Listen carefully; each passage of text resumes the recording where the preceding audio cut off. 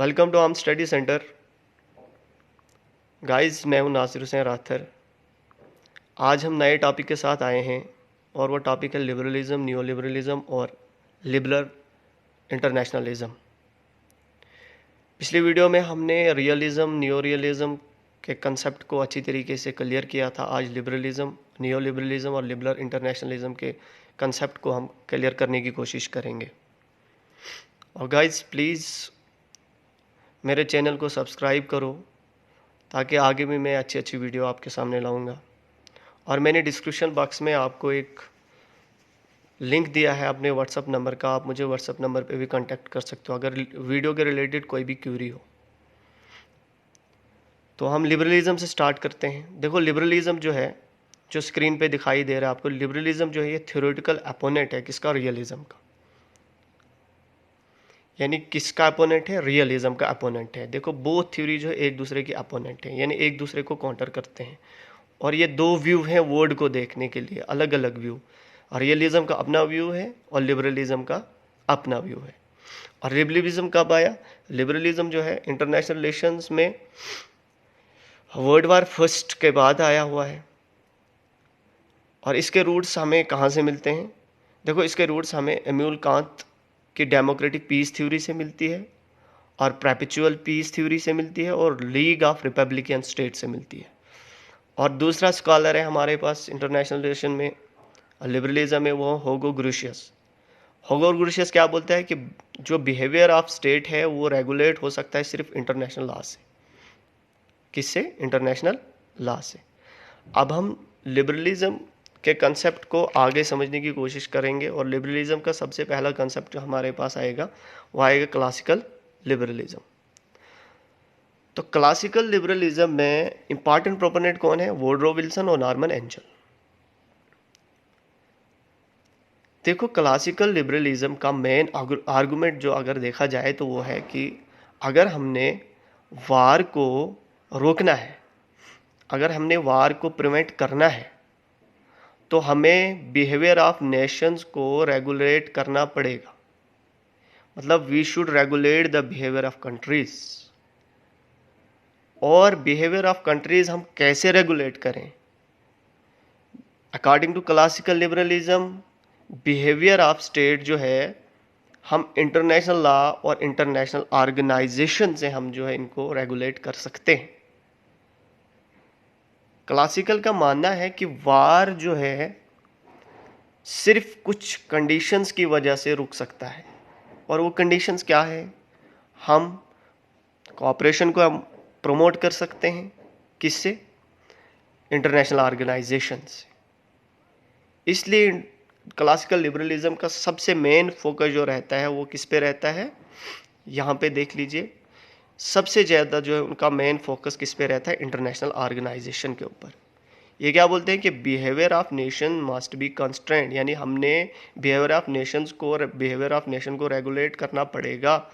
किससे? International law से और इंटरनेशनल ऑर्गेनाइजेशन से। और वह उससे क्या होगा? इंटरनेशनल ऑर्गेनाइजेशन से क्या होगा? इंटरडिपेंडेंस बढ़ेगी अमंग नेशंस। जब इंटरनेशनल ऑर्गेनाइजेशन बनेंगी तो देश जो है एक दूसरे के ऊपर क्या करेंगे? वो डिपेंडेंट रहेंगे। जब वो डिपेंडेंट रहेंगे तो इससे क्या होगा? इससे जितने भी डिस्प्यूट्स होंगे देशों के बीच में, वर्ल्ड के कंट्रीज़ के बीच में, वो डिस्प्यूट जो है सेटल होंगे। किसके थ्रू? मेडिटेशन और नेगोशिएशंस के थ्रू। ये बात जो है अपने दिमाग में बिठा लो।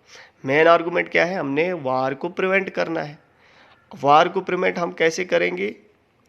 हम वार को प्रिवेंट करेंगे, बिहेवियर ऑफ नेशन को हमने क्या करना पड़ेगा? रेगुलेट करना पड़ेगा। और रेगुलेट किससे होगा? इंटरनेशनल ऑर्गेनाइजेशन से, इंटरनेशनल लॉ से।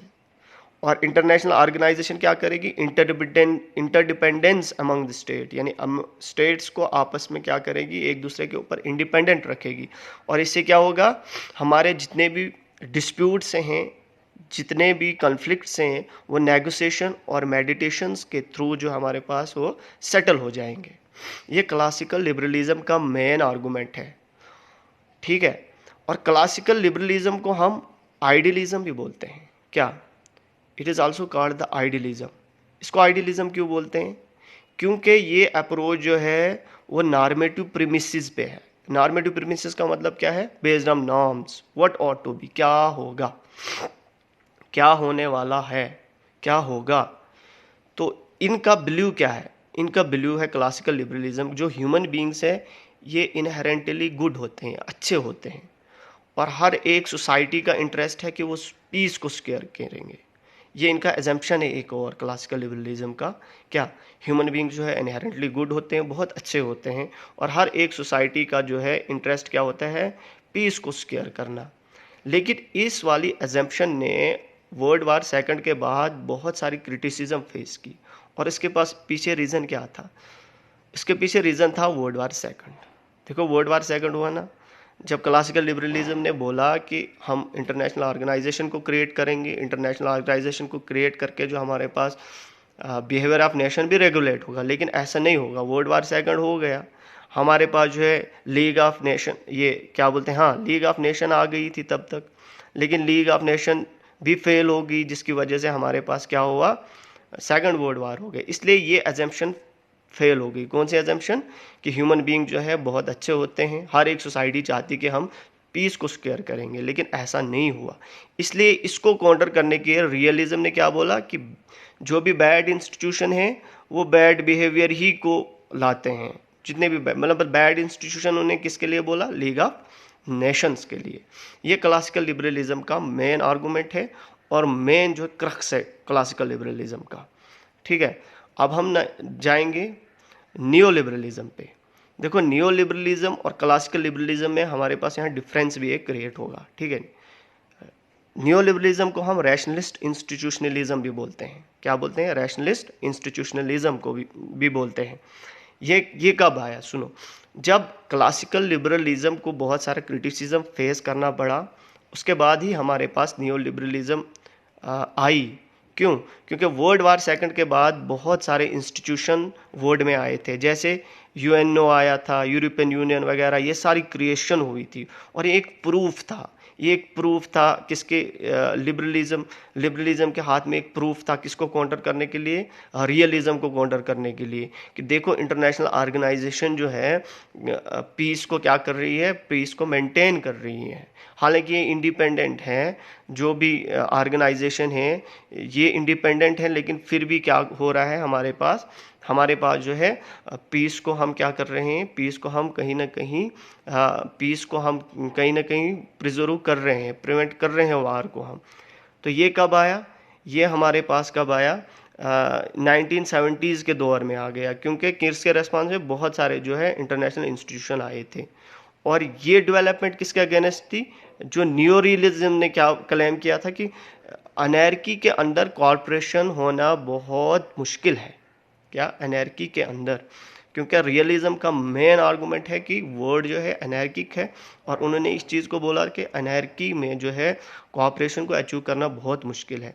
लेकिन जब 1970s और 1970s के बाद इंटरनेशनल इंस्टीट्यूशन हमारे पास अमर्ज हुए, तो नियो लिबरलिज्म आ गए और उन्होंने इसको काउंटर किया। और फिर क्या हुआ आगे? आगे देखो फ्रेंड्स, हमारे पास जो कहीं ना कहीं अब हम थोड़ा सा यहाँ पे एक डिफरेंस भी हम समझने की कोशिश करेंगे, किसके बीच में? नियो लिबरलिज्म और रियलिस्ट।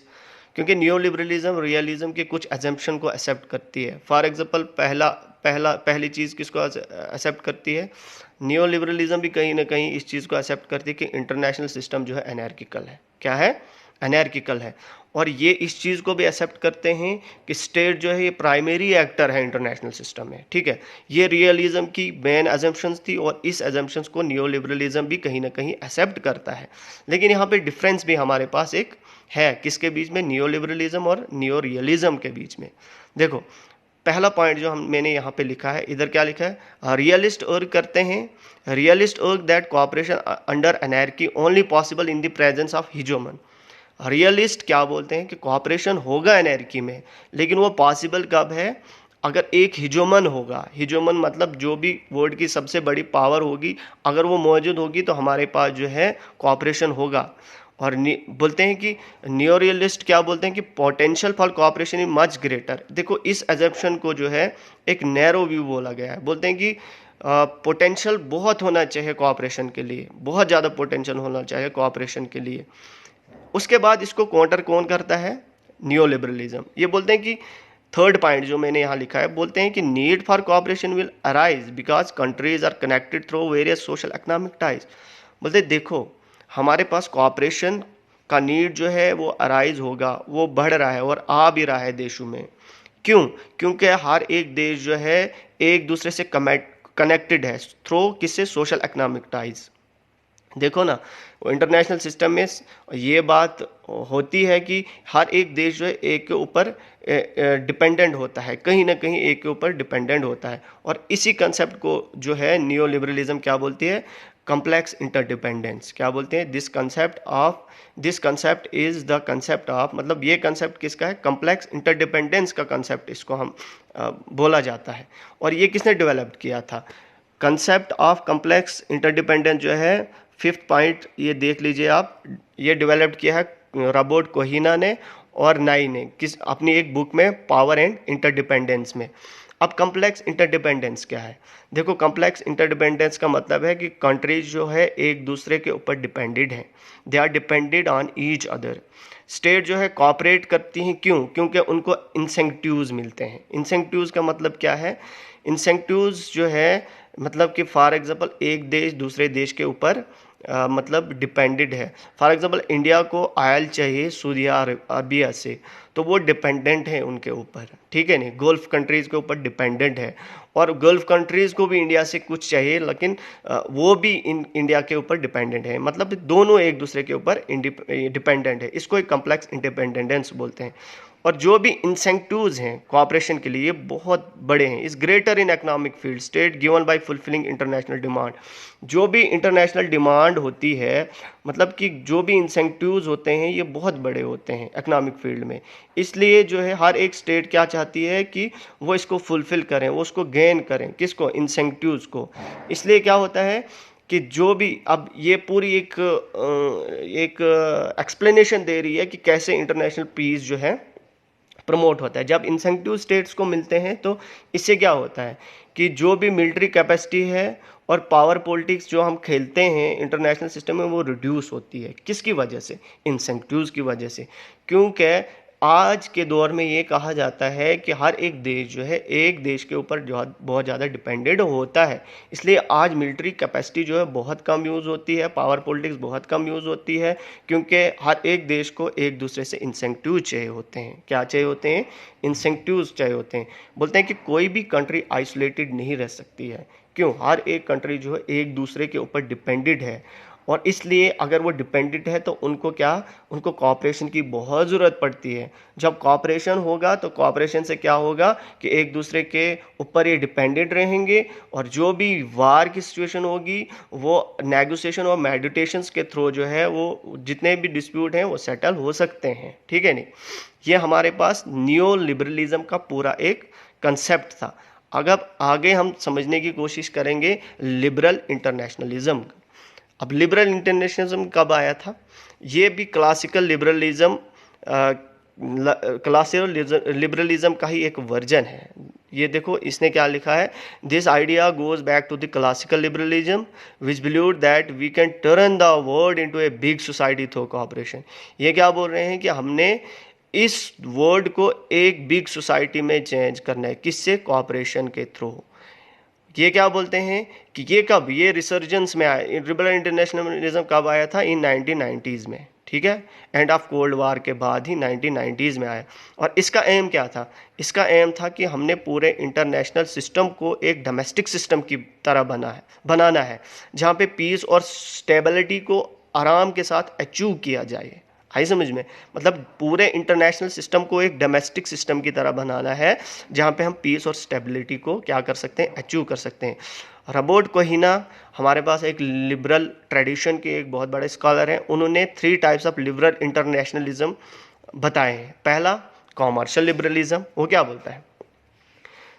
कॉमर्शियल लिबरलिज्म में वो ये चीज़ बोलता है कि हमने आइडिया फ्री ट्रेड और कॉमर्स को प्रमोट करना है अक्रॉस बॉर्डर्स। मतलब कोई भी बॉर्डर नहीं होगा, मतलब हर एक कंट्री में हमारे पास किसी फ्री ट्रेड को प्रमोट करना है। हाँ, इससे क्या होगा, इकोनॉमिक इंटरडिपेंडेंस जो है, इकोनॉमिक इंटरडिपेंडेंस होगी जब हम एक दूसरे के ऊपर डिपेंडेंट हो गए। इससे क्या होगा कि जो भी हम फोर्स का यूज़ करते हैं वो कम हो जाएगा। Will reduce the incentives to use force, मतलब फोर्स या मिलिट्री पावर को हम जो भी यूज़ करते हैं एक दूसरे के ऊपर, वो कहीं ना कहीं रिड्यूस होगा। किससे? कमर्शियल लिबरलिज्म से। दूसरा क्या पॉइंट दिया इन्होंने, रिपब्लिकन लिबरलिज्म। रिपब्लिकन लिबरलिज्म से क्या होगा, सेपरेट ऑफ डेमोक्रेसी होगा। और डेमोक्रेसी क्या है, ये गुड है इंटरनेशनल पीस के लिए। और ये एज्यूम किया जाता है कि डेमोक्रेसी जो है, कोई भी जो कंट्रीज डेमोक्रेसी होगी वो कभी एक दूसरे के अगेंस्ट वार पे नहीं जाती है। They never go to war against each other. और तीसरा पॉइंट जो है रेगुलेटरी और इंस्टीट्यूशनल लिबरलिज्म है। इसने क्या बोला है कि it is possible to promote rule of law in international system. मतलब ये पॉसिबल है कि हम रूल ऑफ लॉ को इंटरनेशनल सिस्टम में प्रमोट कर सकते हैं। ठीक है, ये पूरा एक टॉपिक था। इस वीडियो को अगर दो बार देखोगे तो आपको पूरा कंसेप्ट समझ में आ जाएगा। ठीक है, मेरी वीडियो जो है बहुत छोटी रहती है, वो इसलिए रहती है ताकि मैं चाहता हूँ कि आपका कंसेप्ट जो है जल्दी जल्दी क्लियर हो जाए। इतना ज़्यादा भी हमने नहीं घुसना है कि हमारे पास जो है कोई थ्योरी इतनी कॉम्प्लिकेटेड हो जाए। ठीक है फ्रेंड्स, और मेरे चैनल को